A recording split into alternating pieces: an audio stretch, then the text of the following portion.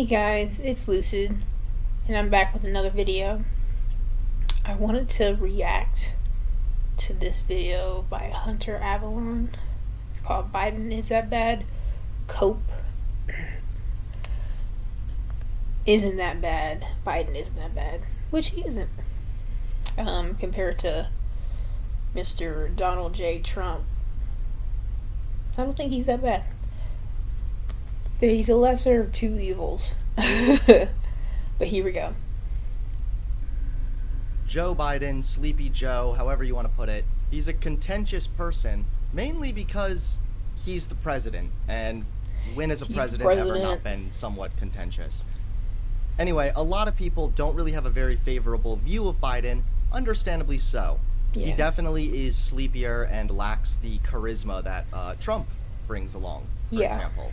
Trump, although a lunatic and malicious and delusional person, at least Trump can really engage an audience, whereas Biden feels very much like everything he says is so what? But, regardless, I would rather have a sleepy, sort of idiot who tends to do a generally decent job versus a bumbling idiot who is malicious, doesn't do a great job, but then lies about it and pretends that they did malicious. Do a really great job. So let me explain. A new poll has found that voters are starting to change their tune a little bit on Trump. A lot of people are starting to have a more positive view of his presidency. And I know that some Republicans are going to be hooting and hollering, super excited. They think this is such a big own. It's really not. All that this indicates is that voters' views of Trump's presidency has improved. But a lot of people tend to view Trump as being a good president because of things like the economy or law and order. Things like this they talk a lot about. But then when you ask them how they feel the economy is doing under Biden, usually it's not a very good response. Usually people are not feeling great about the economy. But what do the numbers actually say? What do they say, Hunter? A little bit more interesting. As I just said, Americans do think that the economy is worse under Biden. Americans have been stubbornly downbeat about the economy under Biden, while Gallup's Economic Confidence Index hovering between -20 and -40 for months on a scale of -100 to 100. I mean, the economy was bad for Obama, and then he fixed it. And then there was like this time, because Trump became president after him, where the economy is still good under Trump. And then we had COVID, and then he gave us the stimulus checks, which helped keep the economy afloat. I don't know if we would have floated so well had there not been stimulus checks. But yeah, I don't think Biden or Trump inherited a bad economy. I think they inherited good economies from each other. Well, Trump from Obama and Biden from Trump. That number is derived from monthly surveys of U.S. adults in which they are asked to rate national economic conditions. So we've already talked about how, although the economy under Trump was good, this really had very little to do with Donald Trump. Trump arrived in office when the economy was already pretty strong. He was, quote, just riding on the coattails of a 10-year-long economic recovery, said a deputy director of worker power and economic security at Roosevelt Forward, the progressive political arm of the Roosevelt Institute. The economy continued to grow modestly on his watch until the pandemic hit in 2020. So Trump had a good economy, and American voters tend to remember that, and they think, well, that's because of Trump. The economy is much more complicated than that.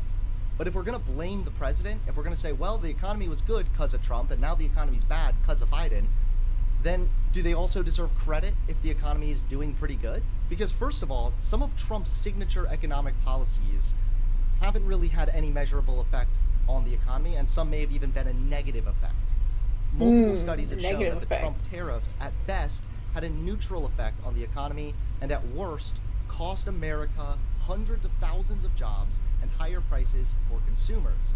And his 2017 tax cuts which increased investment in the economy and contributed to the modest wage growth in the short term, fell far short of Republicans' promise that they would pay for themselves and are projected to significantly raise federal debt and increase income inequality. So U.S. economic growth is exceeding expectations. The U.S. economy is growing faster than projected, driven largely by consumer spending and the Federal Reserve's successful efforts to get FYI, I know nothing about the economy.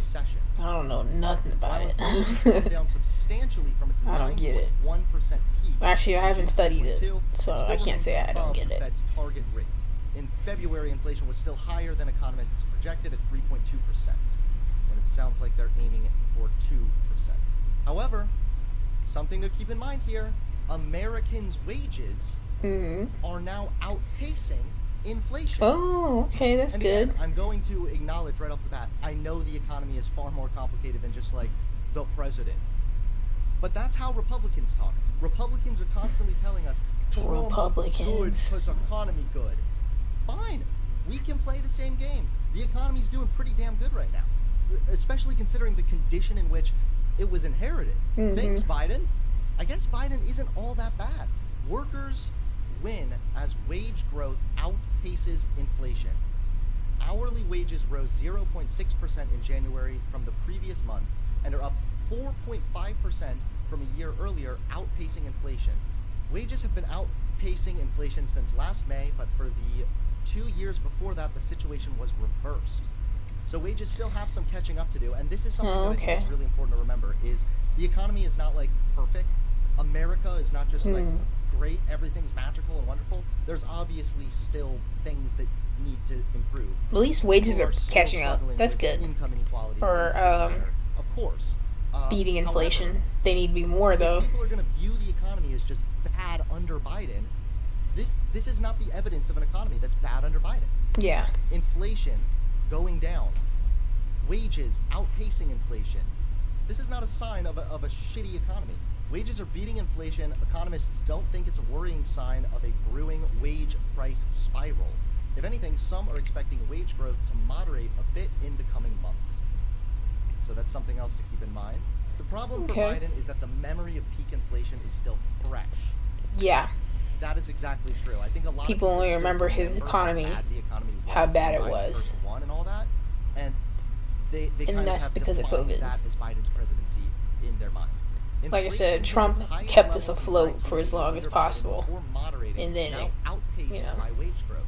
Unemployment reached its lowest level since 1969 under Biden. 1969. And the U.S. gained a record 7.27 million new jobs in 2021, fueled by a recovery in the labor market as vaccines became available in the country. And the country opened up. Unemployment is back to pre-pandemic levels. The stock market hit new all-time highs under Biden. Americans are still struggling, however. Americans are saving less after the pandemic. Of course. These are things that need to be talked about, of course.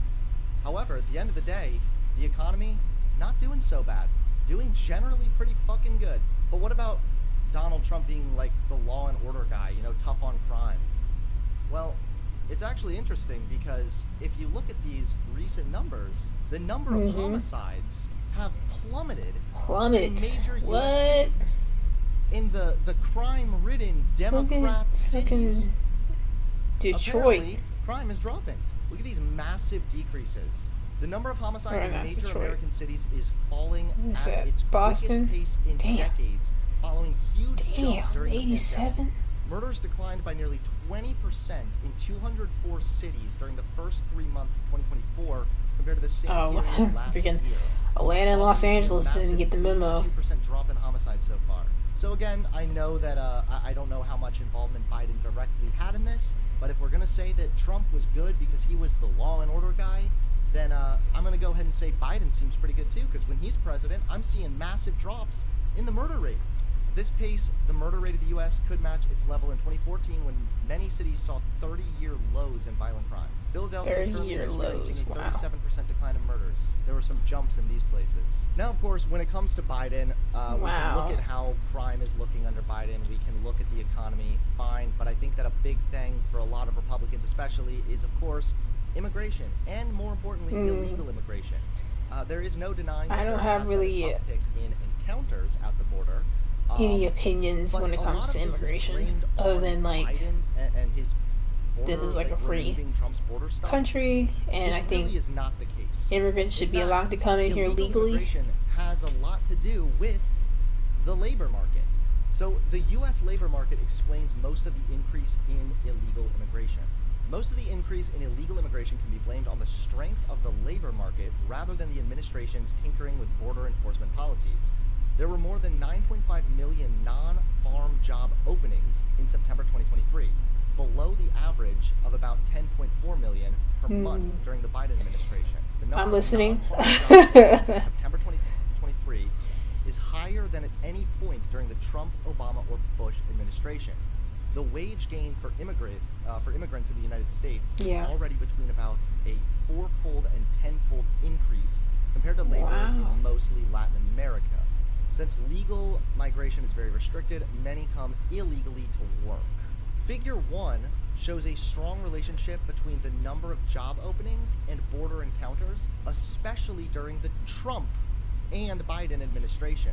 The strength of the labor market, at least according to the job openings measure, seems capable of explaining much of the movement in border encounters. Perhaps most surprisingly, the trend of job openings and Southwest Border Patrol encounters looks very similar for the Obama and Trump administrations. There's much overlap between the two. Okay, much overlap. Rise significantly during the Trump administration as, you guessed it, the number of job openings.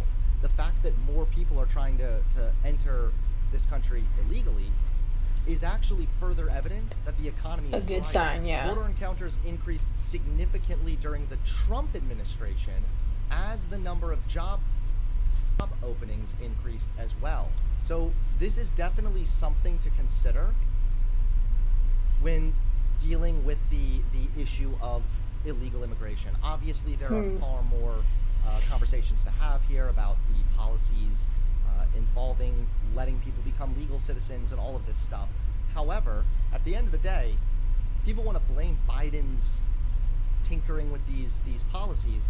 This just doesn't. They want to blame him on everything. Same thing happen as far as job openings Poor and dude. then more illegal immigrants. We saw the same thing happen with Trump as well.